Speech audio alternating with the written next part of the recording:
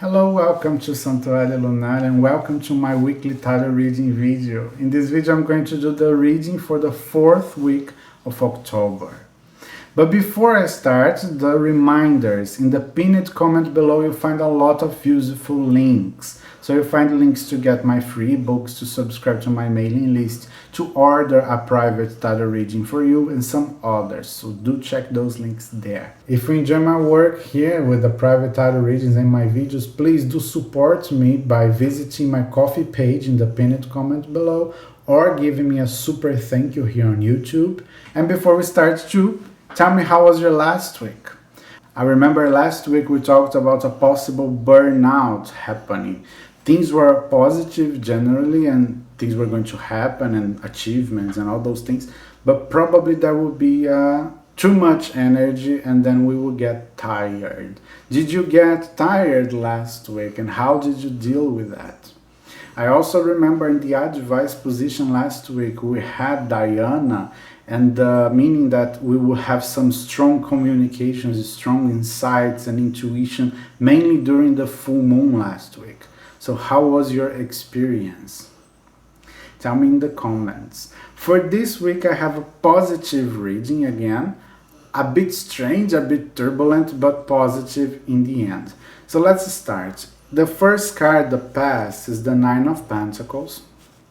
And the Nine of Pentacles indicates that something or everything we started doing in terms of material prosperity mainly, it's okay, it's correct and it's growing. As this card is in the past, everything continues coming through this week. So we are in a positive way, in an ascending way, materially speaking. Everything's correct. There's no need to change, to adjust anything, just to enjoy the beauty of this garden we've been planting. But for this week, we have Yemaya reversed. And Yemaya is a very interesting card in this tarot because it represents the balance between water and earth, the sea and the soil. I've just talked about gardening. So if you do gardening, you probably know that if you put too much water, you can damage the plants. But if you don't put water, you can also damage the plants. So there must be a balance. And this card reversed indicates there's no balance at the moment. As this card is mainly connected to the emotions, this imbalance is probably going to happen inside of us. So during this week, if you suffer from depression or from anxiety, for example, you may feel these extremes very clearly. But it's not so negative. I've just talked about the last card, the advice card, and you will see it's not that negative, it's positive in the end. But anyway, be aware that this week may have these fluctuations in your emotional side, in our emotional side, is for everyone. So just pay attention to what's happening.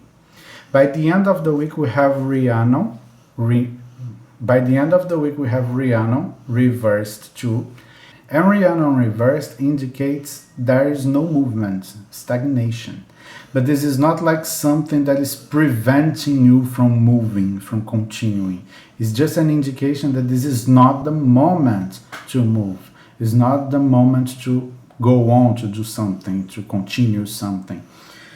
So it's not a negative card. It doesn't indicate that you are doing something wrong. It just indicates that it's not the time. So it indicates that this imbalance of emotions, it will continue until the end of the week. So the thing is, I say this is a bit turbulent but positive, mainly because of the advice card with Nyarorokido reversed too. This card reverse is one of the best cards in the tarot deck. I'm going to show that, just pick up here. If it comes in a normal position, this is bad. But when it comes reverse, it's excellent. It indicates freedom from something that is harming us. So whatever it is that is harming you, that is causing you some kind of damage, mainly emotional damage, this card indicates that this is going to stop. This is going to end. But as this card is in the advice position, this is not something we can expect naturally to come. This is something we have to act for it to happen. So when you notice some signs Whatever these signs can be, that you are doing something wrong or you need to change the way you do or think or consider things, think about how you can change that. Do you remember the video I did some time ago about the shadow aspect? If you don't remember or if you haven't watched it yet, I'll leave the link in the pinned comments too. That aspect from the shadow is binding us. So this week it's time to let it go, to release these. Then when you receive this insight or when you notice how to do these, do it. Because probably these aspects from the shadow are going to be responsible for the imbalance that Yemaya card indicates for this week. So that's why I'm saying it can be turbulent, but it's positive. It's a positive reading.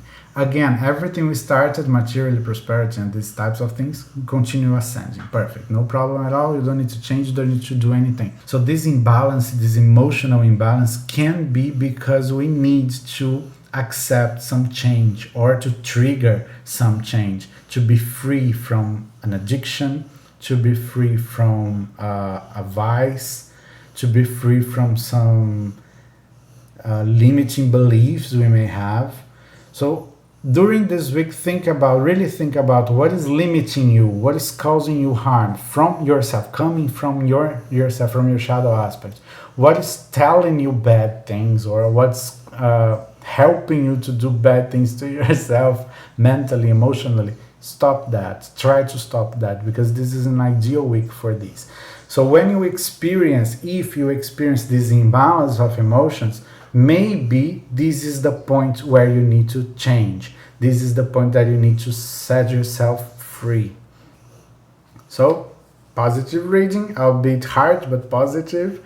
I hope everybody, including me, can get rid of something bad from our own shadow aspect and move on for the next week, where I hope the energies can get even better. This is it. Thank you so much and see you next week.